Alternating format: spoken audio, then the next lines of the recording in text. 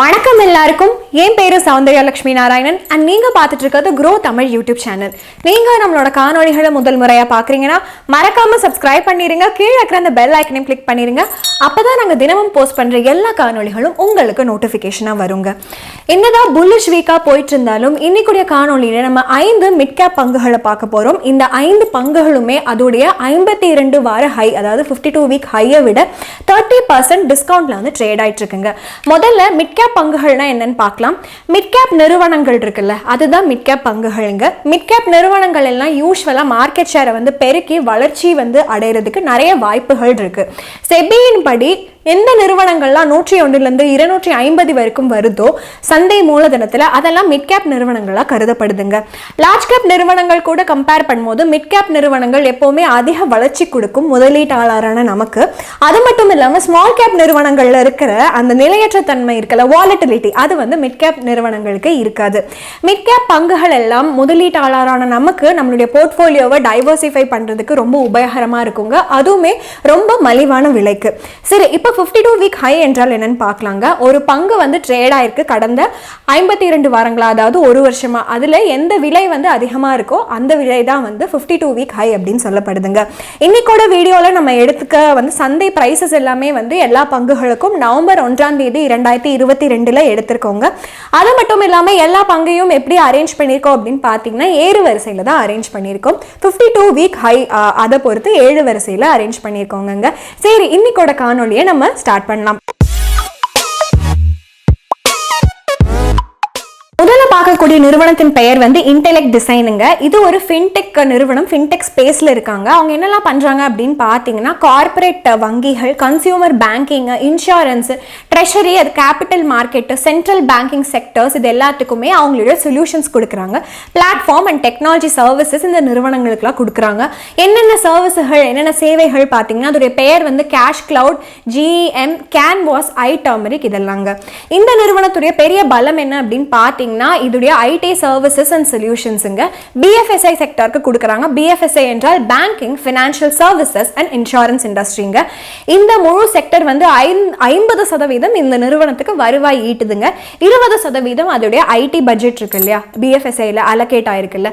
புதிய சாஃப்ட்வேர் வாங்குறது, அப்கிரேடிங், புதுசா ஆல்ரெடி இருக்க சாஃப்ட்வேரை புதுசா அப்கிரேட் பண்றது, இந்த மாதிரி விஷயங்களுக்கெல்லாம் அந்த ரெவென்யூ வந்து உள்ளர வருதுங்க.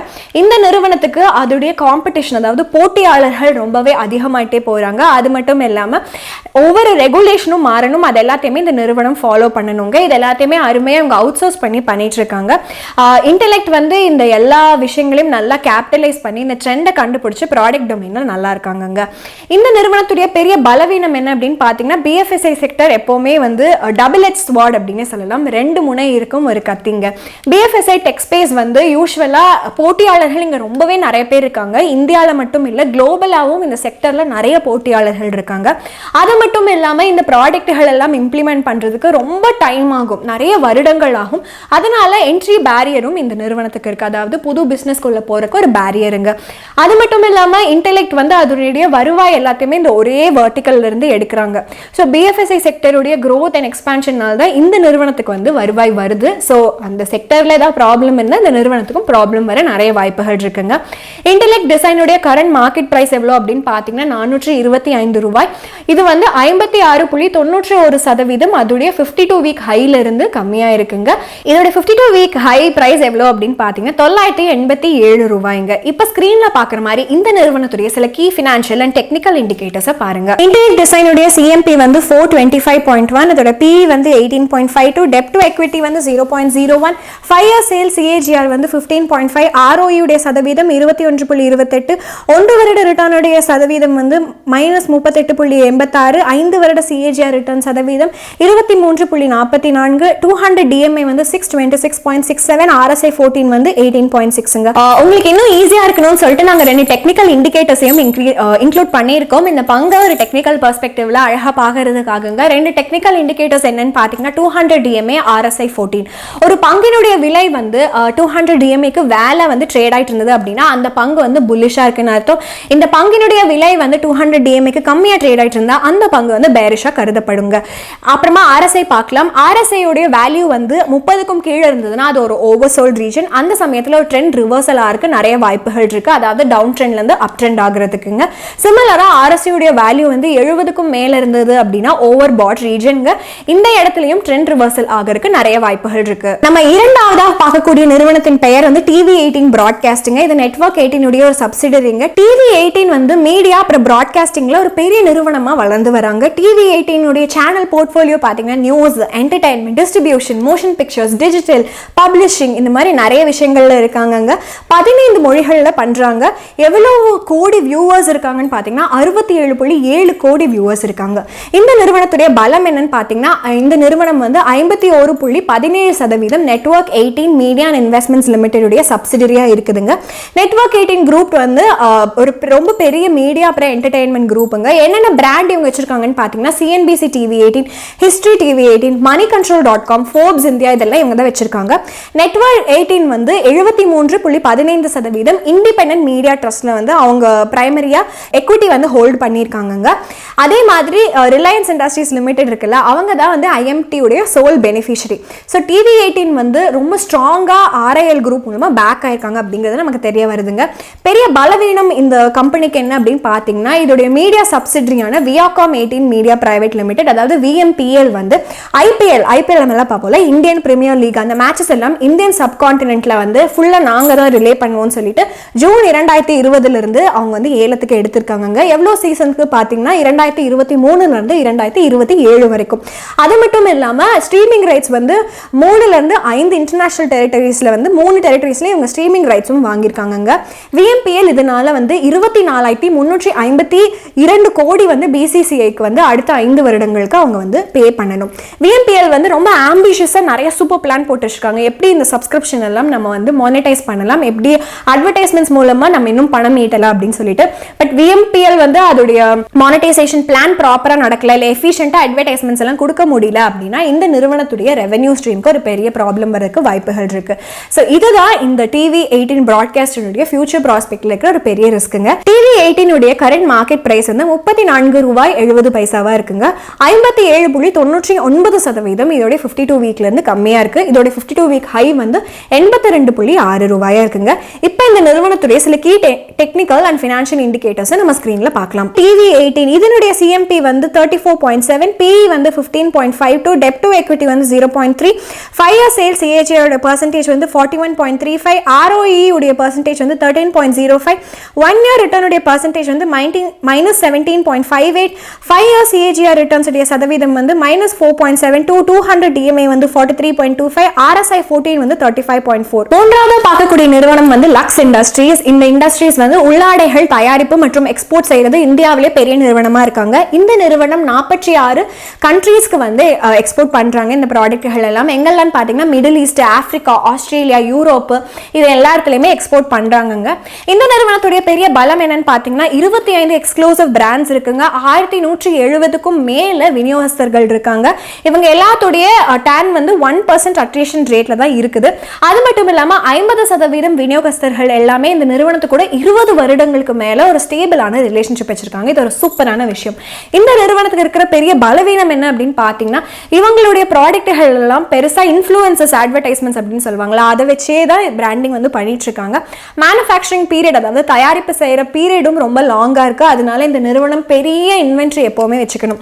இதை வந்து ஸ்டாக் கீப்பிங் யூனிட்ஸ் அப்படின்னு சொல்லுவாங்க. அதாவது இந்த நிறுவனம் பண்ற ப்ராடக்ட்டுக்கு தேவையான மூலதன பொருளான ரா மெட்டீரியல் ரொம்ப நாளைக்கு வந்து இன்வென்ட்ரியிலே வச்சுக்கணும். ஓகேங்களா. லக்ஸ் இண்டஸ்ட்ரீஸ் உடைய கரண்ட் CMP வந்து ₹1745 இருக்குங்க. இது வந்து 62.43%. அதோடைய 52 வீக் ஹைல இருந்து கம்மியா இருக்கு. அதோட 52 வீக் ஹை எவ்வளவு அப்படின்னு பாத்தீங்கன்னா ₹4644.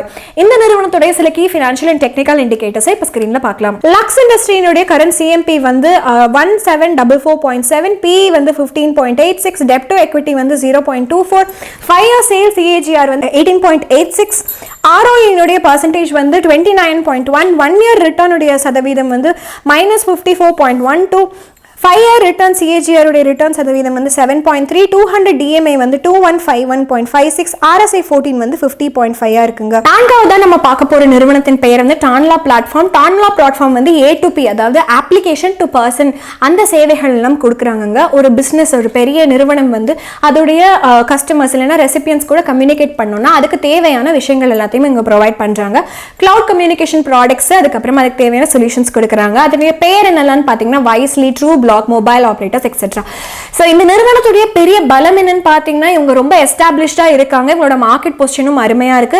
இந்த நிறுவனம் 1999 வந்து நிறுவப்பட்ட நிறுவனங்க. இந்த நிறுவனத்துடைய டெவலப்மெண்ட், அதுக்கப்புறம் இந்த ATP சேவைகள், SMSC சேவைகள், அதாவது ஸ்மார்ட் மெசேஜ் சர்வீஸ் சென்டர், இது எல்லாமே இந்தியாவில் இவங்க பண்ணிட்டு இருக்காங்க. இப்போதைக்கு இந்த நிறுவனம் 800 பில்லியனுக்கும் மேல இன்ட்ராக்ஷன்ஸ் வந்து ஒவ்வொரு வருடமும் பார்க்குறாங்க. அது மட்டும் இல்லாமல் இந்த நிறுவனம் ட்ரூ பிளாக் அப்படிங்கிற ஃபர்ஸ்ட் பிளாக் செயின் எனேபிள்ட் ஒரு கமர்ஷியல் கம்யூனிகேஷன் பண்ற ஒரு ஸ்டாக்கையும் இன்ட்ரடியூஸ் பண்ணியிருக்காங்க. மொபைல் சப்ஸ்கிரைபர்ஸ் வந்து அவங்களே ஓனா அவங்களே மேனேஜ் பண்ணி கமர்ஷியலுக்கு நமக்கு தேவையான கம்யூனிகேஷனை அவங்களே பண்ணிக்கலாம். ஸோ இது ஒரு பெரிய விஷயங்க. இந்த நிறுவனத்துடைய பெரிய பலவீனம் என்ன அப்படின்னு பார்த்தீங்கன்னா எல்லா சர்வீஸ், எல்லா சொல்யூஷனுமே வந்து டெக்னாலஜி அப்சீலன்ஸ் அப்படின்னு நடக்கும். அப்சீலன்ஸ் என்றால் என்ன அப்படின்னு நீங்கள் இப்போ கேட்கலாங்க. அப்படின்னா என்னன்னா, பழைய காலத்தில் நம்ம எல்லாருமே STD பூத்தில் யூஸ் பண்ணிட்டு இருந்தோம். அதுக்கப்புறமா ஃபோன், வீட்டில் லேண்ட்லைன் வந்தது. அதுக்கப்புறமா இப்போ எல்லாரும் மொபைல் ஃபோன் யூஸ் பண்ணிட்டு இருக்கோம்ல. அதே மாதிரி தான் ஒரு ப்ராடக்ட் வந்து ஆல்ரெடி பண்ணியிருப்பாங்க, பட் நோ லாங்கர் அது யூஸ்ஃபுல்லாக இருக்கும். இப்போ யாருமே வந்து STDக்கு போய் கால் பண்ணுறது இல்லை. இப்போ யாருமே வந்து ஒரு ஃபோன் புக் வச்சு நம்பர்லாம் எழுதுறது கிடையாது. இல்லை, சில ப்ராடக்ட்டுகள் வந்து இந்த காலத்துக்கு தகுந்த மாதிரி இருக்காது. நோ லாங்கர் நமக்கு தேவையே இருக்காது அந்த ப்ராடக்ட்டுக்கு. ஓகேங்களா? ஸோ அந்த மாதிரி ஒரு அப்சீலன்ஸ் வந்து இந்த A2P நெட்வொர்க்ல உங்களுக்கு வரதுக்கு நிறைய வாய்ப்புகள் இருக்கு. tanla பிளாட்ஃபார்ம் உடைய கரண்ட் CMP, அதாவது கரண்ட் மார்க்கெட் பிரைஸ் வந்து 741.80 பைசாவா இருக்கு. இது 64.62% வந்து இதோட 52 வீக் ஹைல இருந்து கம்மியா இருக்குதுங்க. இந்த நிறுவனத்துடைய ஆக்சுவல் பிரைஸ் 52 வீக் ஹைல எப்படி இருந்துச்சு அப்படின்னு பாத்தீங்கன்னா 2097 ரூபாயா இருந்தது. இந்த நிறுவனத்துடைய சில key financial and technical indicators நீங்க ஸ்கிரீன்ல பார்க்கலாம். tanla பிளாட்ஃபார்ம்ஸ் உடைய CMP வந்து 741.8ங்க, PE வந்து 19.78, debt to equity வந்து 0.03, 5 year sales CAGR உடைய percentage வந்து 40.8, ROE உடைய percentage வந்து 48, 1 year returns உடைய percentage வந்து -35.52, 5 year CAGR return உடைய percentage வந்து 87.98, 200 DMA வந்து 1017.03, RSI 14 வந்து 40.8 இருக்குங்க. அடுத்து ஐந்தாவது நம்ம பார்க்கக்கூடிய நிறுவனத்தின் பெயர் வந்து பிரைட்காம் குரூப்புங்க. 2010 லைகோஸ் இன்டர்நெட் லிமிடெடா இந்த நிறுவனம் வந்து நிறுவப்பட்டதுங்க. இந்த நிறுவனத்துடைய பெயர் வந்து பிரைட்காம் குரூப் லிமிடெட் அப்படி 2018 வந்து மாத்திட்டாங்க. இந்த நிறுவனம் குளோபலா வந்து ஆன்லைன்ல கொடுக்கிற டிஜிட்டல் மார்க்கெட்டிங் சர்வீசஸ் எல்லாமே பண்றாங்க. பெரிய பெரிய டிஜிட்டல் மார்க்கெட்டர்ஸ், பிராண்ட் அட்வர்டைசிங் பண்றவங்க, மார்க்கெட்டிங் ஏஜென்சி, இது எல்லாத்துக்குமே பண்றாங்க. 3 பெரிய டிவிஷன்ஸ் இருக்கு இந்த நிறுவனத்துக்குள்ள. ஃபர்ஸ்ட் வந்து மீடியா, இந்த மீடியால தான் ஆட் டெக், அதுக்கப்புறம் டிஜிட்டல் மார்க்கெட்டிங் எல்லாம் பண்றாங்க.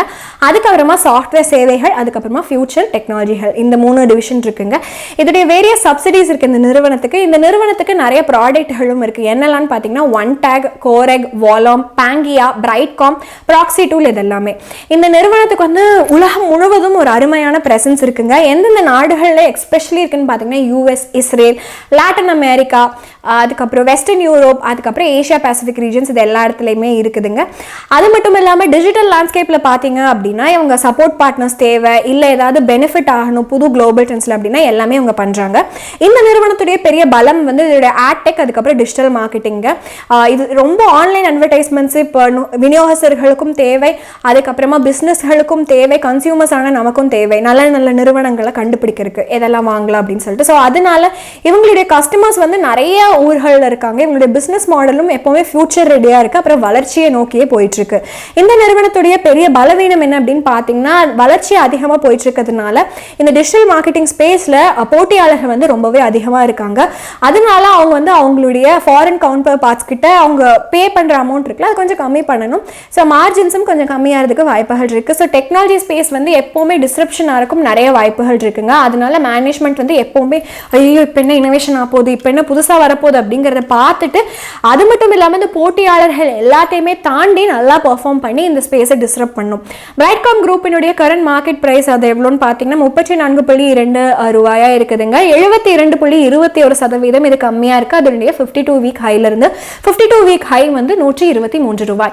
இந்த நிறுவனத்துடைய சில கீ டெக்னிக்கல் அண்ட் ஃபினான்ஷியல் ரேஷியோஸை நீங்கள் ஸ்க்ரீனில் பார்க்கலாம். குரூப்பினுடைய சிஎம்பி வந்து 34.15, பிஇ வந்து 6.37, டெப்ட் டு எக்விட்டி வந்து 0, 5 year சேல்ஸ் சிஏஜிஆர் வந்து 15.41, ஆர்ஓஇனுடைய சதவீதம் 21.33, 1 year ரிட்டர்னுடைய சதவீதம் -25.36, 5 year சிஏஜிஆர் ரிட்டர்ன் வந்து 64.79, 200 டிஎம்ஏ வந்து 49.99, ஆர்எஸ்ஐ 14 வந்து 42.4. ஸோ இதுதாங்க அந்த அருமையான 5 பங்குகள். இந்த 5 பங்குகளுமே அதனுடைய 52 வீக் ஹையிலிருந்து டிஸ்கவுண்டட் ட்ரேட் ஆகிட்டு இருக்குங்க. கண்டிப்பாக நீங்கள் நிறைய கற்றுட்டு இருப்பீங்க. அப்புறம் எதெல்லாம் இன்வெஸ்ட்மெண்ட் ஆப்பர்ச்சுனிட்டிஸாக இருக்கலாம் அப்படிங்கிறது தெரிஞ்சிருப்பீங்கன்னு நினைக்கிறேங்க. இன்னொரு முக்கியமான விஷயம் நான் சொல்கிறேன், இந்த ரெக்கமெண்டேஷன்ஸ் எதுவுமே பை ஆர் செல் ரெக்கமெண்டேஷன்ஸ் கிடையாது. உங்களுடைய டியூ டிலிஜென்ஸை ஒரு தரம் பண்ணுங்க. இந்த கம்பெனி பற்றி ஒரு தடவை இன்னும் ரிசர்ச் பண்ணிட்டு அதுக்கப்புறமா உங்களுடைய இன்வெஸ்ட்மெண்ட் டெசிஷன்ஸை நீங்கள் கண்டிப்பாக எடுக்கலாங்க. இன்னொரு விஷயமும் நாங்கள் சொல்ல விரும்புகிறோம், க்ரோக்கு ஒரு அருமையான டெலிகிராம் பேஜும் இருக்குது. அந்த டெலிகிராம் பேஜில் மறக்காமல் ஜாயின் பண்ணிடுங்க. அதோடைய லிங்க்கை நான் டிஸ்கிரிப்ஷனில் கொடுக்குறேங்க. அதை நீங்கள் முதல் முறையாக க்ரோ தமிழ் யூடியூப் சேனலில் பார்க்குறீங்க அப்படின்னா மறக்காமல் சப்ஸ்கிரைப் பண்ணிடுங்க. கீழே இருக்கிற அந்த பெல் ஐக்கனையும் கிளிக் பண்ணிடுங்க. அப்போ தான் நாங்கள் தினமும் போஸ்ட் பண்ணுற எல்லா காணொலிகளும் உங்களுக்கு நோட்டிஃபிகேஷனாக வரும். இன்னும் ஒரு அருமையான காணொலியில் நம்ம எல்லாரும் சந்திக்கலாம். நன்றி, வணக்கம்.